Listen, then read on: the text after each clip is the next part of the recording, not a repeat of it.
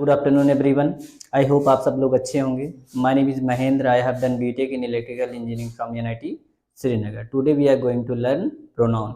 We already had a lecture of noun. So if you were not able to see those lectures, you have to go there and watch all the previous lectures. So now we are going to start pronoun.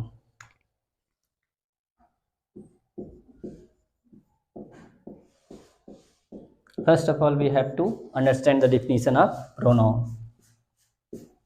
It stands for noun. Why we use pronoun? To reduce the use of noun again and again, we uses pronoun. Like there we can see some examples, like Shreya is a good girl. Shreya works very hard. Shreya get good marks in her unit test. Every time we uses noun, but we have to use a noun as an introductory subject only at once. यानी पहली बार हम as a introductory subject के रूप में श्रेया यानी noun का use करेंगे। उसके बाद उनकी जगह पे हम क्या यूज करेंगे? प्रोनाउन का यूज करेंगे। तो श्रेया में फेमिनिन जेंडर है तो उनकी जगह पे हम क्या यूज करेंगे? सी यूज करेंगे। जैसे Shreya is a good girl, as a introductory subject Shreya use हो गया। अब उनकी दोबारा जब हम यूज करेंगे तो श्रेया की जगह पे हम क्या यूज करेंगे? सी यूज करेंगे। She works very hard. She get good marks in her unit test. तो पहली बार जब नाउन आता है तो उसको हम क्या करते हैं? As a noun introductory subject के रूप में यूज कर लेते हैं दोबारा, लेकिन उसी को हम क्या बनाते हैं? प्रोनाउन बना के फिर उसका प्रोनाउन यूज करते हैं। तो चलिए स्टार्ट करते हैं। अब कितने प्रकार के होते हैं तो जिनको नहीं याद है उन पे मुझे क्या है? प्राइड है। अब प्राइड का नंबरिंग करेंगे हम 23, 221। तो P फॉर यानी P से 2 आएंगे, R से 3 आएंगे, I से 2 आएंगे, D से 2 आएंगे और E से 1 आएगा। तो P से 2 कौन कौन से आएंगे? पहला पर्सनल प्रोनाउन और दूसरा पॉजेसिव प्रोनाउन।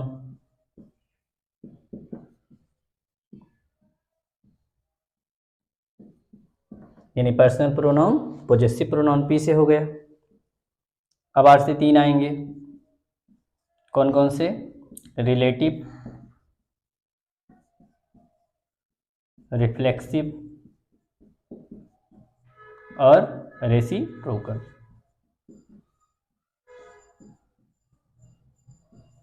प्रोनाउन सब हैं।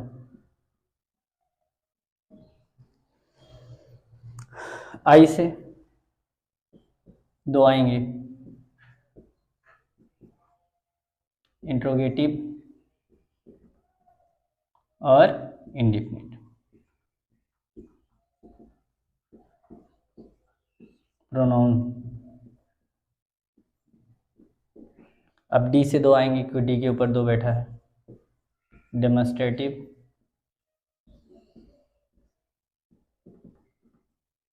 और अगला डिस्ट्रीब्यूटिव। प्रोनाउन।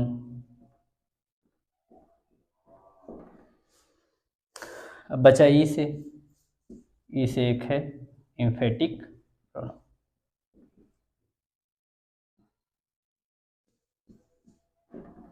तो इतने तो काइंड्स हो गए नाउन के, तो आप इसे नोट डाउन करेंगे, फिर हम लोग क्या करेंगे? स्टार्ट करेंगे ए 1 बाय 1 प्रोनाउन को पढ़ना। तो इसको नोट डाउन कर लीजिए, फिर हम लोग स्टार्ट करते हैं 1 बाय 1। तो अभी आपने देखा ये 10 प्रकार के प्रोनाउन होते हैं। तो इनके काइंड्स आपने इनका नेम वगैरह याद कर लिया होगा, लिख लिया होगा। तो हम चलिए स्टार्ट करते हैं 1 बाय 1 करके। पहला पर्सनल प्रोनाउन मिटाया जाए। पर्सनल प्रोनाउन में पर्सन्स पहला, सब्जेक्टिव केस या नॉमिनेटिव केस जिसे बोलते हैं, इसी को क्या बोलते हैं? सब्जेक्टिव केस या और नॉमिनेटिव केस।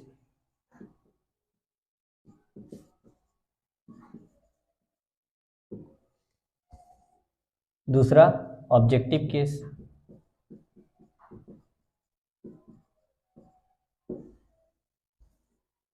तीसरा पॉजेसिव एडजेक्टिव।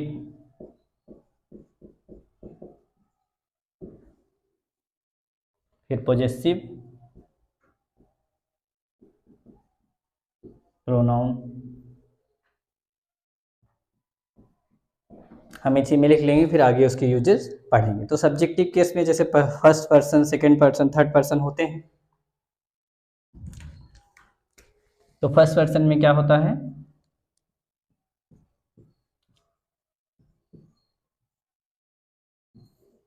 फर्स्ट पर्सन के अंतर्गत आते हैं आई और वी। सेकंड पर्सन में क्या आते हैं, यू। बाकी जो बच गए वो सब क्या हैं, थर्ड पर्सन। बचे क्या, ही, सी, इट और दे। क्लियर है? तो ये बातें तो आपको पता ही होगी। ये जो सब्जेक्टिव केस को ही क्या बोलते हैं, नॉमिनेटिव केस भी बोला जाता है। तो अब आई का एज अ ऑब्जेक्टिव केस जब यूज करते हो तो आई का क्या हो जाता है, मी, वी का अस, और यू का तो यू ही रहता है, ही का क्या हो जाता है, हिम, सी का हर, इट का इट ही रहता है, दे का दे। कितनी बातें क्लियर हो गई?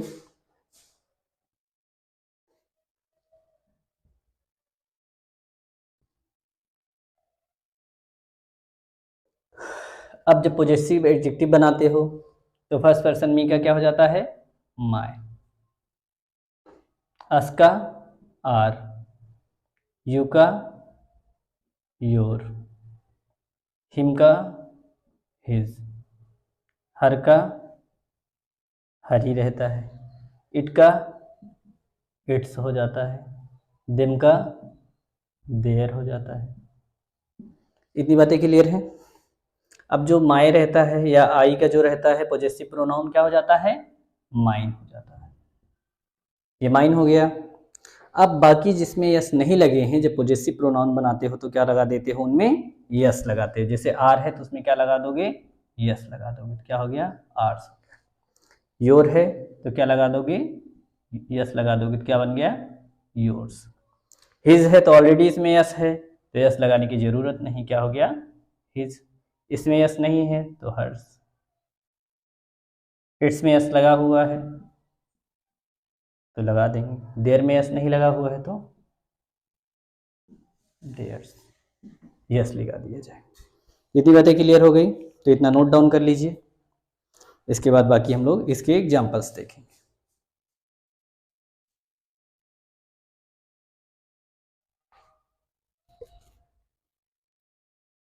इतनी बातें क्लियर हो गई होंगी। जैसे अगर कोई भी हो तो वहाँ पे उसके लिए क्या यूज करेंगे, इतना तो आप लोगों ने लिख लिया होगा। तो अब इसे इरेज करते हैं, अब आगे पढ़ते हैं। इरेज किया जाए। अगर इन जनरल कोई भी की बात हो रही हो तो वहाँ पे हम क्या यूज करेंगे, उनकी जगह पे हम क्या यूज करेंगे, दोज, यानी कोई भी।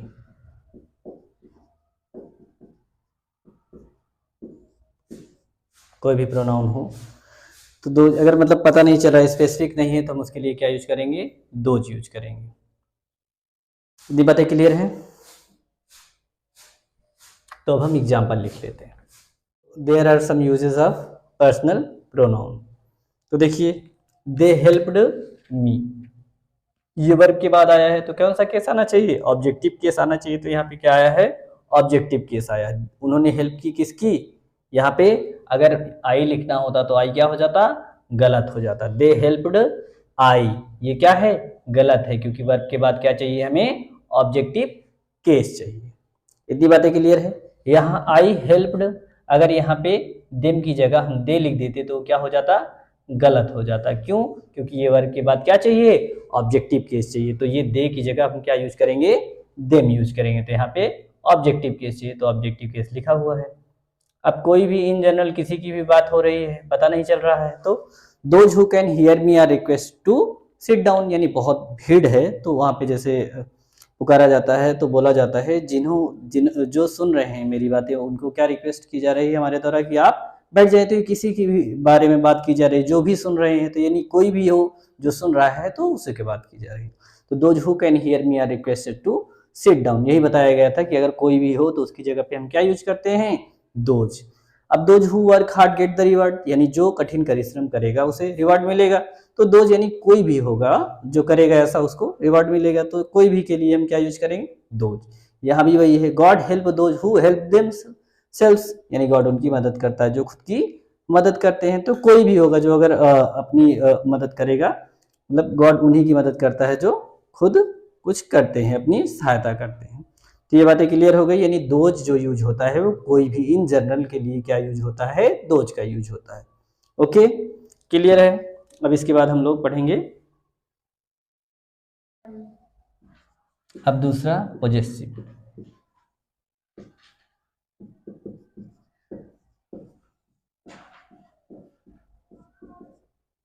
तो इसमें सब आपने पॉजेसिव प्रोनाउन सारे पढ़ रखे थे आपने, तो उसका एक एग्जांपल देख सकते हैं। पॉजेसिव प्रोनाउन के पूरा डिटेल में हमने लिखवाया था, my, mine, ours, yours, his, hers, its, theirs, ये सब पॉजेसिव प्रोनाउन थे। तो यहाँ पे क्या हो जाएगा, I attended his party last night. तो यहाँ पे हिज क्या है, पॉजेसिव प्रोनाउन है। हिज क्या है, पॉजेसिव प्रोनाउन। तो ये पॉजेसिव प्रोनाउन है, तो ये यूज हुआ है पॉजेसिव प्रोनाउन। तो इसका एक एग्जांपल देख लिया आपने। अब इसके बाद हम लोग पढ़ेंगे थर्ड वाला, थर्ड काइंड प्रोनाउन की, इसको मिटाते हैं, थर्ड वाला पढ़ते हैं। थर्ड अब पढ़ते हैं रिलेटिव प्रोनाउन।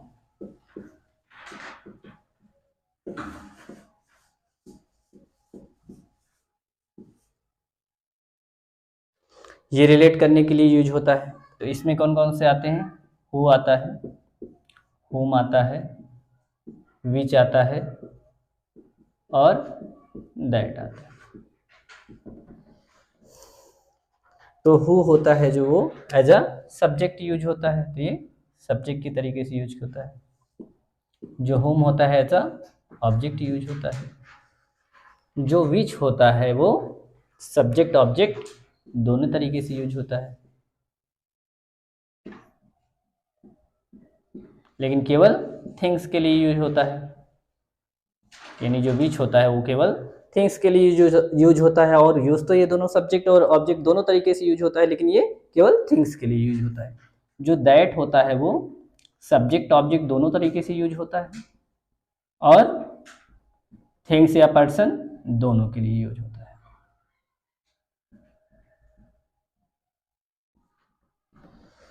तो इतनी बातें क्लियर हो गई।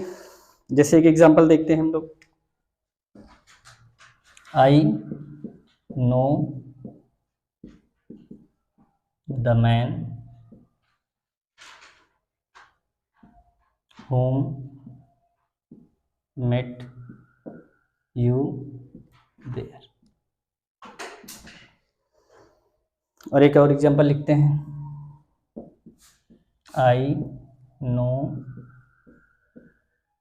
The man who you met there.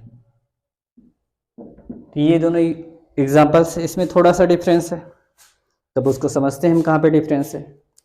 तो देखिए, आई नो द मैन, अब उसके बाद यहाँ पे क्या है, I know the man whom met you there, I know the man who you met there.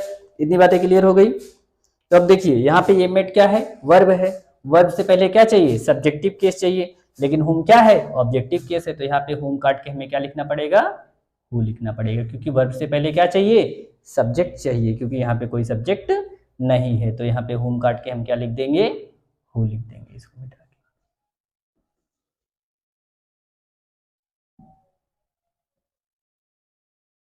तो यहाँ पे हु लिख दे रहे हैं, हु मेट यू देयर। अब दूसरा एग्जाम्पल देखिए, आई नो द मैन, उसके बाद यहाँ पे सब्जेक्ट है, ये वर्ब है। इतनी बातें क्लियर है। तो ये भी क्या है, सब्जेक्ट है। तो यहाँ पे ये क्या हो गया, आई नो द मैन। तो ये दो सब्जेक्ट एक साथ नहीं यूज कर सकते हैं, क्योंकि इसके लिए भी तो वर्ब चाहिए। तो हम इसको क्या बना देंगे, ऑब्जेक्ट बना देंगे। तो ये क्या बन जाएगा, whom you met there, I know the man whom you met there। तो ये दोनों एग्जांपल्स क्लियर हो गए कि यहाँ पे क्या होना चाहिए, क्लियर है इतना। चलिए नोट डाउन कर लीजिए। Fourth reflexive pronoun, fourth reflexive pronoun.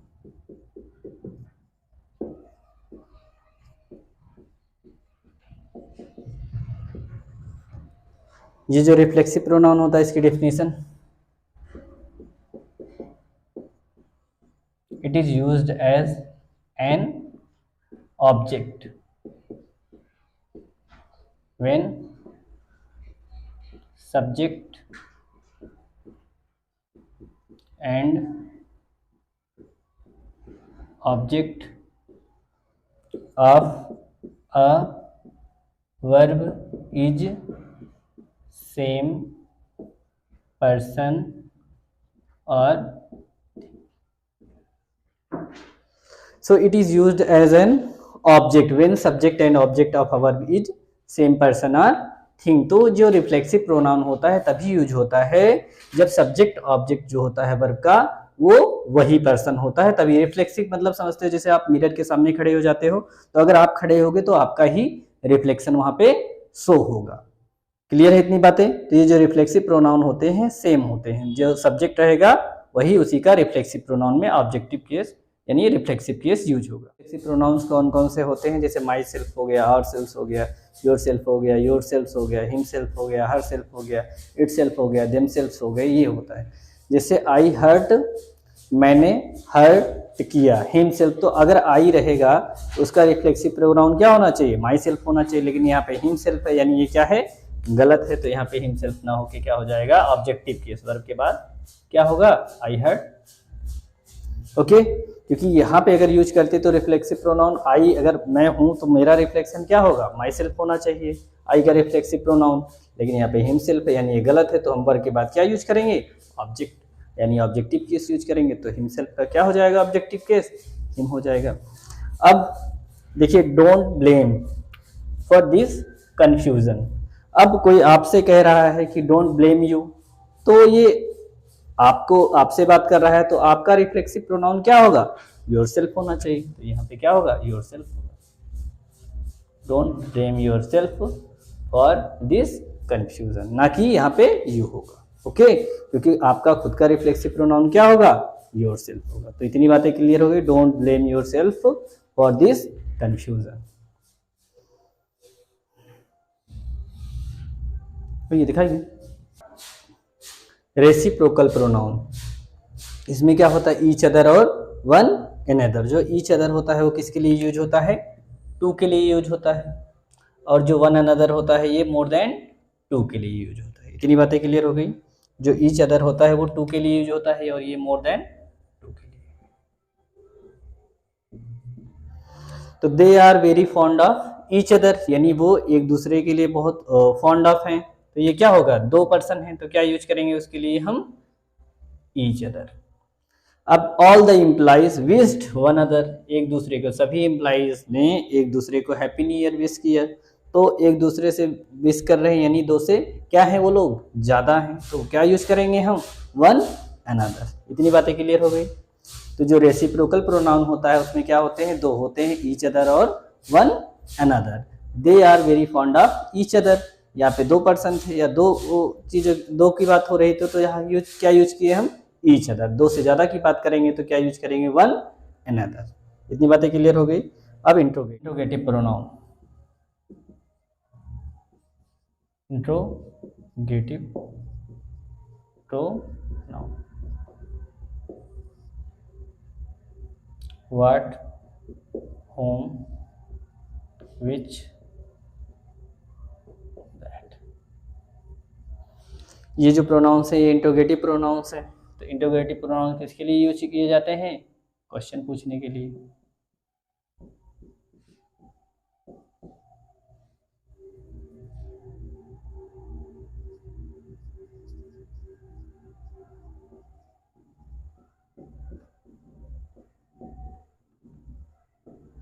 जिसे पुलिस पकड़ के ले जाती है तो इंट्रोगेशन करती है ना, पूछताछ करती है, तो ये क्वेश्चन पूछने के लिए यूज किए जाते हैं।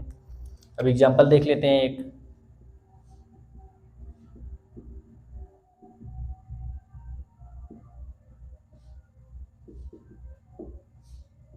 इंट्रोगेटिव प्रोनाउंस है तो लास्ट में क्वेश्चन मार्क लगा दिया जाएगा। इतनी बातें क्लियर हो गई। चलिए इसे नोट डाउन कर लीजिए। नेक्स्ट इंडेफिनिट प्रोनाउन, यानी ये क्या होते हैं, इंडेफिनिट होते हैं। जैसे क्या हो गया, ऑल हो गया, नन हो गया, बोथ हो गया, सम हो गया, फ्यू हो गया, समबडी हो गया, समथिंग हो गया, एवरीवन हो गया, एवरीबॉडी हो गया, एनीथिंग हो गया, नथिंग हो गया। ये सब क्या है, इंडेफिनिट प्रोनाउन है। जैसे एक दो एग्जांपल देख लेते हैं। One should keep one's promises, ये everyone of his friends attended the party, ये सब किस में आते हैं, इंडेफिनिट प्रोनाउन में आते हैं। तो ये इंडेफिनिट प्रोनाउन हो गया। चलिए इतने क्लियर हो गया, इसे नोट डाउन कर लीजिए। Distributive pronoun, each, every, either, neither, ये सब क्या होते हैं, डिस्ट्रीब्यूटिव प्रोनाउन होते हैं। जो ईच होता है वो फॉर टू या मोर देन टू के लिए यूज होता है। जो एवरी होता है ये मोर देन टू के लिए यूज होता है। जो आइदर होता है ये एनी ऑफ द टू के लिए यूज होता है या ईच ऑफ द टू के लिए। जो नाइदर होता है ये क्या होता है, ना ऑफ द टू के लिए यूज होता है। आप कुछ एग्जांपल्स देख लेते हैं। जैसे ही raised each of his hands, तो हैंड्स कितने होते हैं, टू, तो यहाँ टू के लिए भी यूज कर सकते हो ईच का, और मोर देन टू के लिए भी यूज कर सकते हो, लेकिन यहाँ पे टू के लिए यूज हो रहा है। Each finger of his got hurt, तो यहाँ पे जो ईच का यूज हुआ है, फिंगर्स कितनी होती हैं, मोर देन टू होती हैं, तो हर फिंगर हर्ट हुए हैं, तो मोर देन टू के लिए भी ईच का यूज यहाँ पे हुआ है। They meet me every week, तो एवरी क्या होता है, मोर देन टू होता है के लिए यूज होता है, तो they meet me every week. Okay, तो ये बातें क्लियर हो गई, तो नोट डाउन कर लीजिएगा इसे। Ninth, demonstrative pronoun.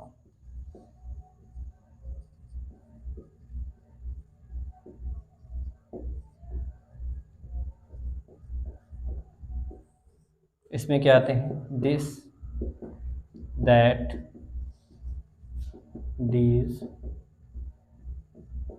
और दोज। क्लियर है। तो जो दिस होता है वो सिंगुलर के लिए यूज होता है और पास के लिए यूज होता है। जो दैट होता है वो भी सिंगुलर होता है और पास में दूर रखी हुई वस्तु के लिए यूज होता है। और जो दीज होता है वो प्लूरल होता है और एक से ज़्यादा वस्तुएं अगर आपके पास हैं तो उसके लिए क्या बोलते हो, दीज। अगर वही वस्तुएं एक से ज़्यादा हैं और आपसे दूर हैं तो उसके लिए क्या यूज करोगे, दोज यूज करेंगे। जैसे एग्जाम्पल ले लेते हैं, दीज आर माई कैटल,